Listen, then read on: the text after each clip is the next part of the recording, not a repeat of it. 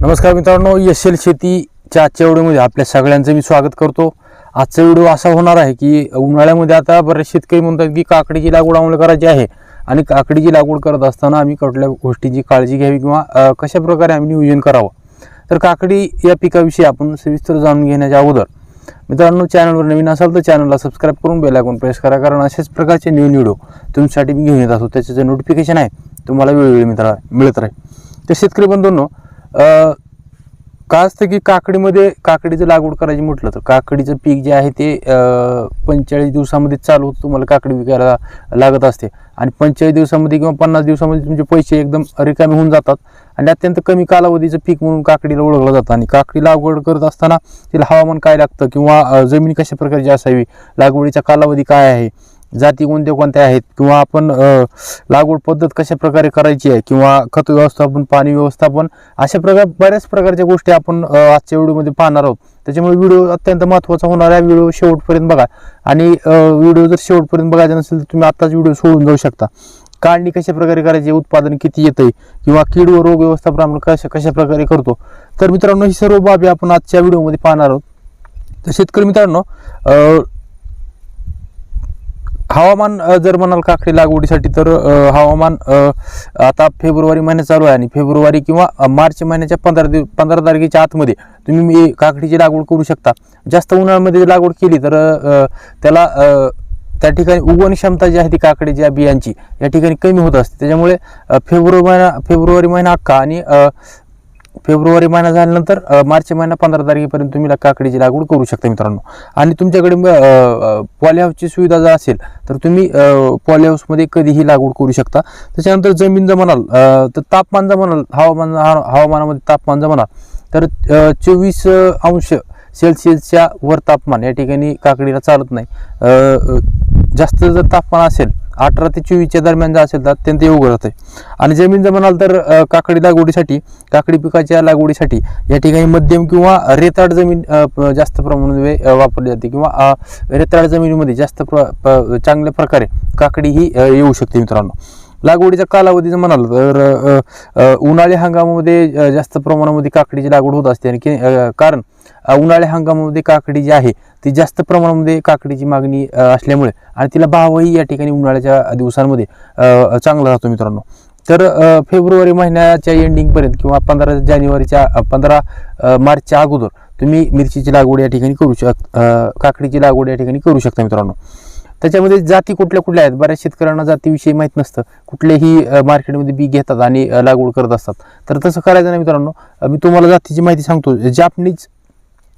Japanese long green ही जी variety आहे ही तुम्ही लागवड करू शकता।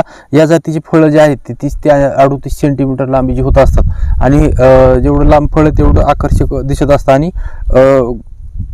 हिरव्या रंगाची या ठिकाणी फळं किंवा काकडी जी आहे ती दिसतात आणि 45 दिवसामध्ये या ठिकाणी ही जी काकडी आहे ती तोडणीला तुम्हाला लगेच येत असते। त्याच्यानंतर पायोनियर ही जी व्हरायटी आहे ही सुद्धा अत्यंत चांगली आहे। ही याची जी फळं आहेत ती गर्द हिरव्या रंगाची असतात आणि 25 ते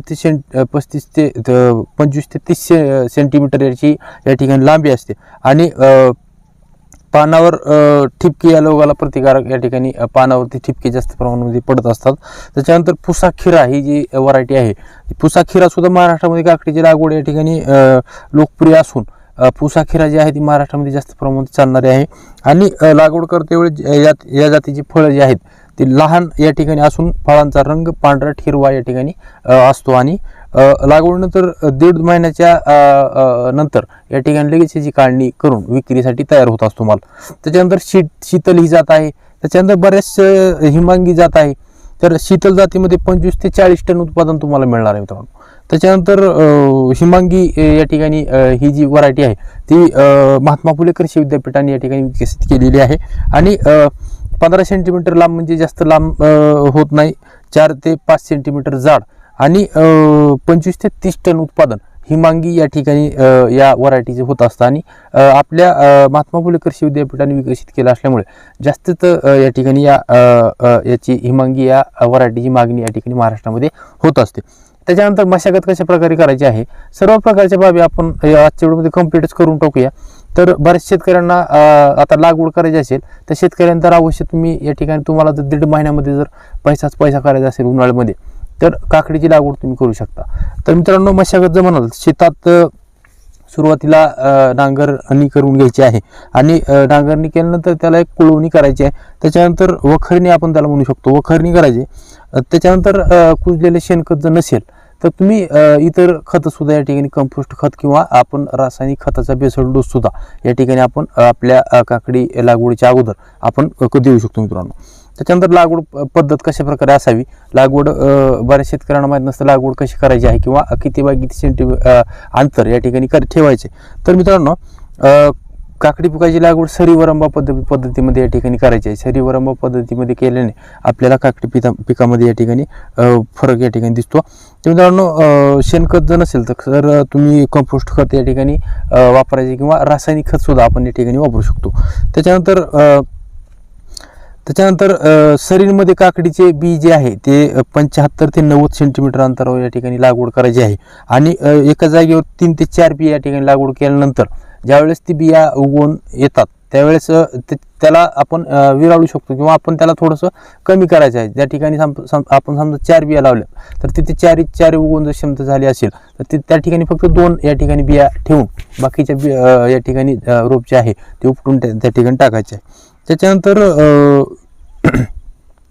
त्याच्यानंतर योग्य प्रमाणामध्ये आपण वरखते देऊन वेलींना या ठिकाणी व्यवस्थितपणे त्याचं नियोजन करायचे किंवा मातीची भर त्याला लावणं अत्यंत गरजेचं आहे मित्रांनो. त्याच्यानंतर खत व्यवस्थापन म्हणाल तर खत व्यवस्थापनामध्ये लागवडीपूर्वी जमिनीमध्ये 50 किलो नत्र, 50 किलो स्फुरद आणि 50 किलो पालाश अशा प्रकारचा बेसल डोस आपण सुरुवातीला लागवडीच्या अगोदर देऊ शकतो मित्रांनो. किंवा साधारणतः लागवड झाल्यानंतर आपण 10 दिवसानंतर किंवा 10-12 दिवसानंतर 19 खत सोडणं ड्रीप वाटे अत्यंत गरजेचं आहे. आणि ड्रीपची सुविधा नसेल तर तुम्ही ड्रिंचिंग सुद्धा या ठिकाणी करू शकता फवाराच्या सहाय्याने. पाणी व्यवस्थापन जर म्हणाल तर या पिकाला पावसाळ्यामध्ये जर आपल्याला लागवड करायची असेल तर 7 ते 10 दिवसानंतर पाणी, हिवाळ्यामध्ये लागवड करायची असेल तर 4-5 दिवसाला एकदा आणि उन्हाळ्यामध्ये लागवड करायची असेल तर 2-3 दिवसाला एकदा पाणी या देणं अत्यंत आवश्यक आहे. काढणी जर म्हणाल तर काढणी कशा प्रकारे असते तर काकडी ही कोवळ्या व लुसलुशीत ज्यावेळेस असते काकडी त्यावेळेस त्या ठिकाणी ती तोडायची आहे किंवा तसं जर आपण तोडली तर आपल्याला योग्य तो भाव त्या ठिकाणी पुढे मिळणार आहे. त्याच्यानंतर उत्पादन जर म्हणाल तर काकडीच्या जातीनुसार फळांच्या या ठिकाणी जातीच्या आहेत आपण निवडताना जातीची कुठल्या निवडतो आहेत त्याच्यावर उत्पन्नाचं असतं. तर सरासरी पेरणीपासून 45 ते 60 दिवसांनी या ठिकाणी काकडी जी आहे आपल्याला मिळत असते आणि प्रति हेक्टरी 8 ते 10 टन या ठिकाणी उत्पन्न किंवा त्याच्यापेक्षा जास्त बी अत्यंत कमीत कमी सांगतोय याच्यापेक्षा जास्त सुद्धा तुम्ही या ठिकाणी उत्पन्न घेऊ शकता मित्रांनो.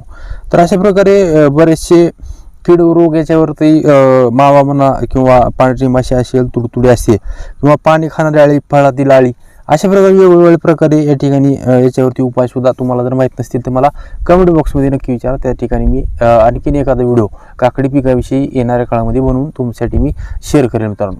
व्हिडिओ कसा वाटला नक्कीच कळवा आणि चॅनलवर तुम्ही जर नवीन असाल तर चॅनलला सबस्क्राईब करून बेल आयकॉन प्रेस करायला विसरू नका. आजच्या व्हिडिओ तेवढंच. जय जवान, जय किसान.